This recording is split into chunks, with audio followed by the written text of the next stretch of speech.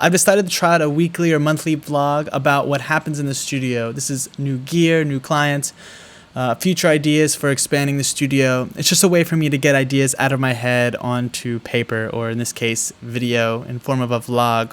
So I'm going to be recording a 4-piece jazz band soon, so I decided to pick up some pencil condensers to use as overheads. I decided on the Samson CO2 because of the price. I heard some decent reviews, and I asked some people on Reddit and got some recommendations about them. This is the casing. I did record me opening the box, but I ran out of disk space, so I had to delete it. Here it is. They come with windscreens and a shock mount that I heard aren't bad.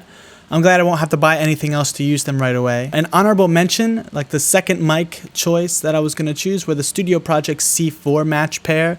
Those are my second choice because they were omnidirectional and they had detachable heads, so I could switch between omnidirectional and I think like hypercardioid or something.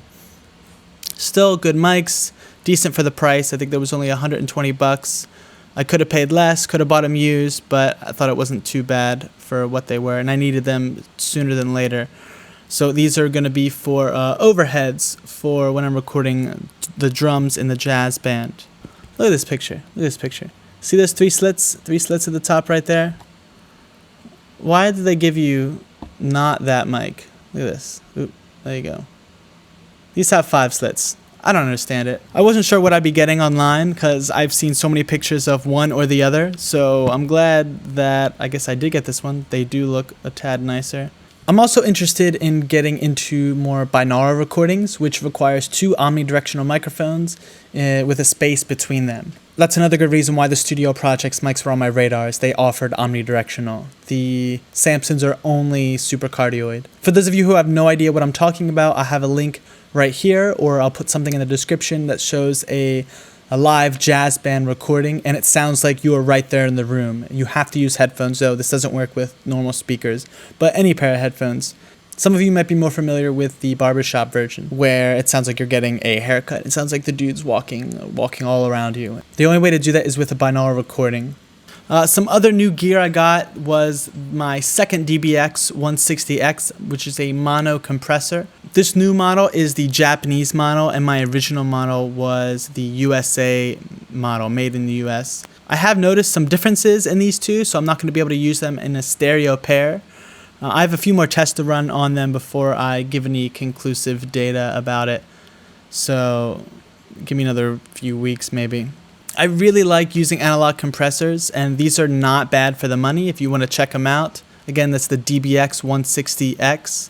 Make sure you get the X model. It's really good for people starting out, for some practice gear. I buy gear sometimes because it forces me to stop using my eyes and lets my ears make all of the decisions. So in this case, this doesn't have an attack and release setting, so it's a fairly basic compressor. It just depends on how much drive you give it, how much you drive into the compressor itself. It's in my rack right now, otherwise I would take it out and show you.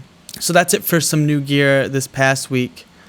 I have several videos headed your way, including a big one on making acoustic panels in your studio at a fraction of the cost that you would find them online. I'm talking about maybe like a $200 or more panel for the price of like $50 or less after all materials are accounted for. It's taken me a long time to film and edit this one, but I really hope that this one's worth it. I'm also planning on making a video for people beginning a podcast career. I've heard way too many podcasts that sound just horrible quality. Either they're too low, too quiet, I hear background noise. Just little things that you could be using like a gate or a compressor to really beef up the sound. There's a lot of easy, simple things you can do. Speaking of podcasts, I have a podcast in the works, so stay tuned for that. It's aimed at helping newcomers in engineering. I'm going to be interviewing a lot of smaller home studios who are moderately successful about what mics that they use, different techniques that they're going to offer to newcomers. I have a few people on board in the Philadelphia area and a few in Tennessee actually as well. I'll have more information in the future as some of the pieces start to come together. I still have a lot more requests to make of people. I still have some scripts to write and some ideas to jot down.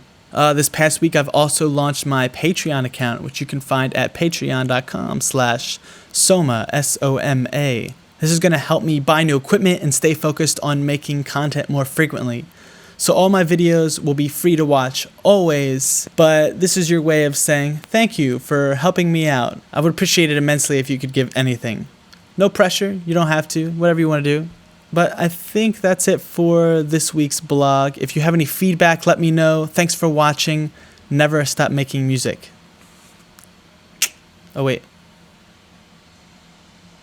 Oh. Ooh.